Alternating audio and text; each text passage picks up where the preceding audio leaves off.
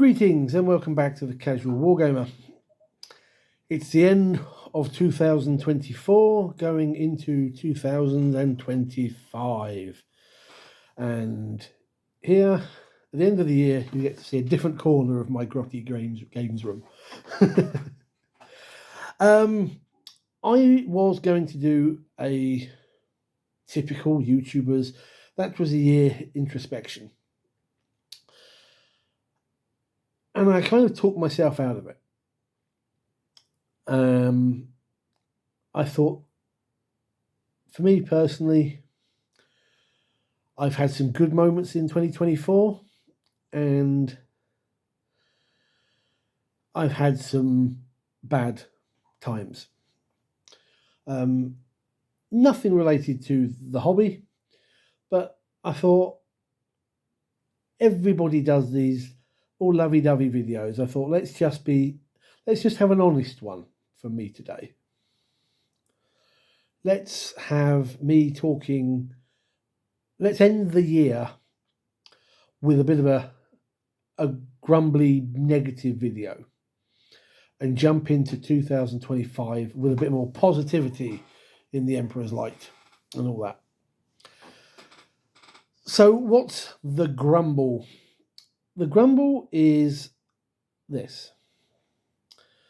A couple of days ago, I watched two videos. I was just scouring YouTube for other content users, or content providers, however you want to word it. And I found two videos. One by Eons of Battle, and the other by Warhammer 40k, Warhammer 40k being WOR, Hammer 40k. And these videos were entitled The Problem with 40k Right Now and Why Are People Quitting 40k? And these are two videos. They were very good videos. I've got to give them that. But they were two things that sort of got my hackles going. And some of it I can agree with, and some of it I don't agree with. But here's the thing. In the case of why are people quitting 40k, generally, I mean, I'm not seeing this in real life, but I am seeing people talk about it online, and people are going, had enough of 10th edition. It's a terrible system. And I'm leaving it. I'm going off to play one-page rules or whatever this new thingy trenches is. The problem is this for me, and this is my grumble. 10th edition is not a bad system. If you're saying that, sorry, but you're wrong. 10th edition started out very, very shakily.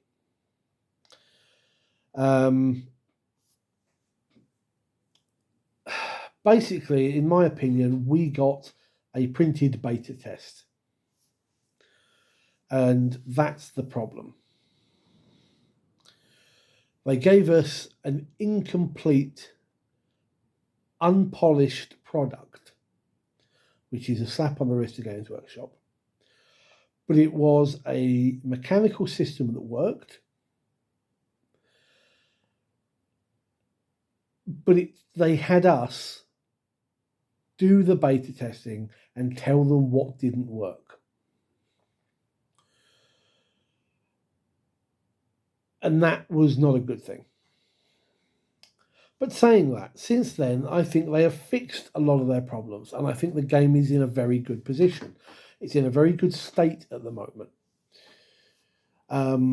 People go, oh, but it's only designed for competitive play. That's absolute malarkey and nonsense. Right now, 10th edition as a game system is amazing, whether you are a competitive player or you're a crusade player or you're a filthy casual, like me. The system works great if you want to try and bend and break things, and it works great for just rolling dice and moving models across a table like you should be doing. But even I have grumbles. Even I am getting fed up and irritated with Games Workshop. And it's all down to these balance updates that they keep doing. There's too many of them. They're faffing things about and not genuinely fixing issues. A game is going to get errata during its lifetime. There's no argument on that. It's going to happen. And that's not a problem. That's fine. That's a company showing that it cares. In the case of Warhammer 40k 10th edition, the problem is that where they have fixed some things, for example, they toned down the Eldari Fate dice, something that really needed to be done. Because, there's a term that I have used, that I've copied from other people who have basically gone, Eldari are playing a different game to the rest of us. We have to roll our dice to see what's what. They just go, well, I'll have this. I'll have that. So they fixed that. But then every few months, they fix it again. And they start faffing with people's rules. And they make unnecessary changes. The pivoting rules from a little while back.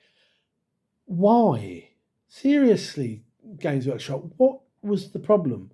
All you have to do is say that no part of a model can move further than where it starts.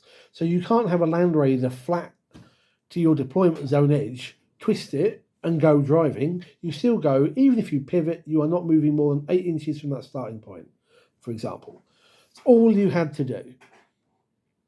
But no, now you faff people around by going, we're taking 2 inches of movement off of you if you spin even a fraction of a micron. It's like, get a life. You did not need to do that. What possible issue was that? I have seen people go, it was to sort out Titanic units because Titanics have got these awkward bases. Fine. Then you include something like that for Titanic units, but you don't mess around with everybody else's stuff. I mean, come on. Then you've got your points things. Well, actually, including the points thing, there's something else I want to talk to on the rules. Up until about halfway through 6th edition, I used to buy all the codices because I like to read about the armies I'm going to face. I like to read their lore. In a way, it was also, let's spend some money, help, Games Workshop, let's support the game. The problem is with 10th edition, I'm paying £35 for a codex, which was out of date 3 months ago, before you even freaking published it. So after, was it about June they did the balance update? I went, forget it. I am not buying another codex unless it's one that I actually use. Because it's pointless when they change mechanics in a book. Along comes little, Lex and Tim. They buy their respective books and find that the rules are wrong, and they've just wasted that money. Same with the rule book. It's not to hand right now, but the 10th edition rule book is now a complete and utter waste of time and money. They have, that compared to what is in the erratas and the balance updates and stuff, that book is almost unrecognisable as far as I'm concerned, and it's terrible. That should not be the way to do it. That's really, really bad. I mean, even for Games Workshop standards, I think 10th edition in this regards is really bad. Right now, physical books need to go the way of the dinosaur. You've got the Warhammer app, so just have the rules on that. Or if you must have them as a PDF, have them as a PDF and update the freaking thing when you change the freaking rules. Same with the codices. Put the codices on the app and basically make them a DLC. I've said this in a previous video. Charge about 10 quid for each book when it comes out, or when you effectively release it, and let people decide if they want to buy that book and unlock the rules in it. You've already said, Games Workshop, that you are a miniatures company, not a games company. So why are you trying to screw people over like this? Put the freaking rules in the freaking app and just charge people $10 to unlock a codex or a source book or whatever. Put legends in that freaking app as well. You've given people the rules for them and they won't put it in the freaking app. There's a lot of freaking going on. But that's me being polite. Codices are pointless now. I won't touch another codex while they keep doing this, because they change the rules for things, they change the points for things. And I can see why people are not getting involved in this, or I'm cutting out the game, because they're messing with it. They're not doing it. I know on some extent they do it for the tournament scene because that's big and people seem to, they love their competitive play and they love their tournament play. But I'll tell you now, 90% of players out there in the world do not give a flying hive tyrant about the tournament nor the competitive scene. So stop catering to them. They are not the be-all and end-all of this hobby. You only need to do an update to the mechanics of a rules or a codex when there's a problem and it needs to be fixed. And deep breath and relax. But it's true. It's so very, very true. And then they change points. And I have grumbles with this as well. Again, I think it was a bit middle of the summer. They changed, they upped the points on Redemptor Dreadnoughts. And it's like, why have you done this? Yes, they're a nice unit. They're handy dandy. They do the job. But they didn't need a points update. So I was talking to a friend of mine who plays tournaments at the time, and he went, it's because Black Templars have overused them and abused them. It's like, okay, that's fine. So why don't they put the points up for that unit in just the Black Templars army? Why screw over me, the lad over there who plays White Scars, the guy over there who plays Dark Angels? Why are we paying for the sins of Black Templars players? If you're going to change, if you're going to do it, you do it fairly. You don't mess people about. Because now, again, people have said it themselves. Every time a codex comes out, the points in the back of the book are wrong. These books are printed 6 months or a year in advance. Let's be honest. If you're going to faff about with it before it's even released, what's the point? So I can see why people drop out of the hobby and why they get turned off the hobby. And we're not even talking about the cost of things. I mean, for Christ's sake. So yes, I can see why people are quitting the hobby. But I still say that the rules for 10th edition are really, really good. And if people are quitting because of the rules themselves and going off and trying to play other games because apparently the rules are too complicated or the rules don't do this, you're wrong. They're not too complicated. Games need, especially a war game, needs a bit of crunch on its bones. It needs that flesh. And as much as I like one-page rules and Grimdark Future, it doesn't have that. You are bare bones in that game. There's nothing to it. It really isn't. It's a fun game to play once in a blue moon, but it's not worth jumping ship for. It's worth having as a side game. It's your side game. But 40k is arguably, there's a reason it's the £900 gorilla in the room. Let's be honest. So the other video was the problem with 40k right now, which also included some of what I've talked about, but also, and what I'm going to mention here is the lack of flavour. There is a grumble that 10th edition has taken all the flavour out of armies. And I think largely, yes, but also isn't flavour something that we put in there? If you're a Salamanders player, for instance, you should be taking multi-melters and flamers over other weapons. If you play something like, I don't know, Iron Warriors, you should be taking demon engines, maybe instead of the tanks. If you're going to play Samhain as a craft world, you take jet bikes as your primary. We're the ones that really should be putting the flavour into our games. But I kind of get what people say about this, and yes, it is true to an extent. Then you've got one of the things that Eons of Battle mentions is that there used to be rules in the codices which made armies fun.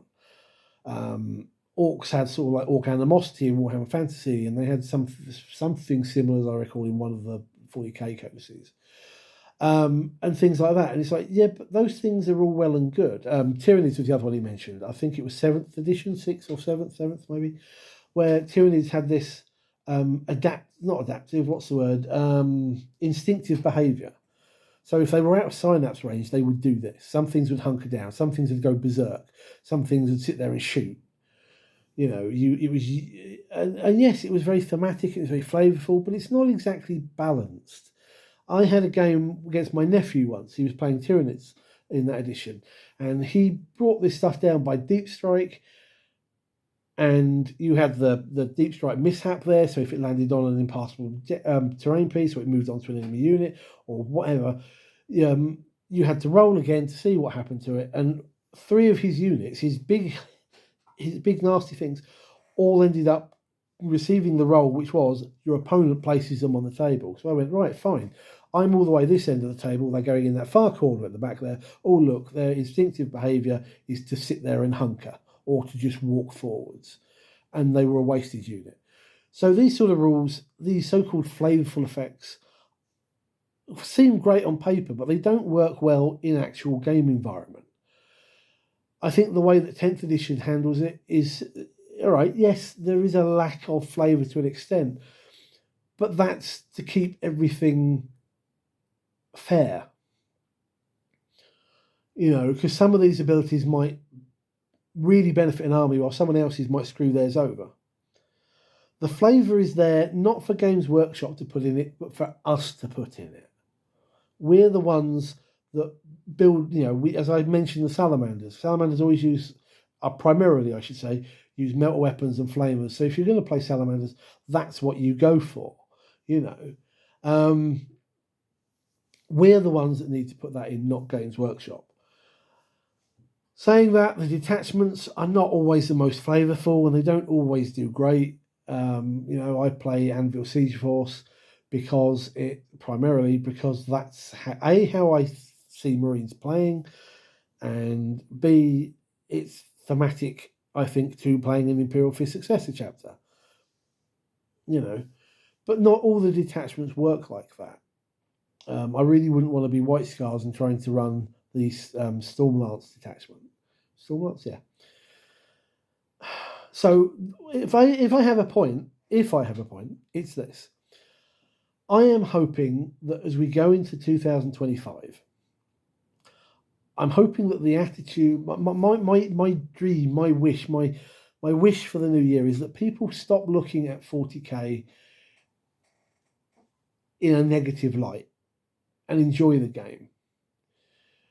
I'm hoping that people take it as the more casual game that it was always intended to be. That would be my dream. If I had a genie appear at midnight, that would be, my Warhammer wish. Get people playing the game the way it was meant to be, not based on tournaments and overly competitive play. My second Games Workshop Warhammer wish, would be for Games Workshop to listen to these reviews, these thoughts, and basically fix their game. Stop trying to mess it about with constant rules updates and points changes, which just irritate the community. That's the end of my rant for 2024. Let me know what you think. Share your rants down below. Agree, disagree. Let's have that wish that Games Workshop listen to us in 2025, and that the game goes from where it is now to a much better, stronger point, and that our games get better for it. Thank you for watching, guys, and putting up with this little tirade. I hope 2025 is a good year for you and your hobby, and I'll see you then next year on this channel. Take care, guys. Good gaming.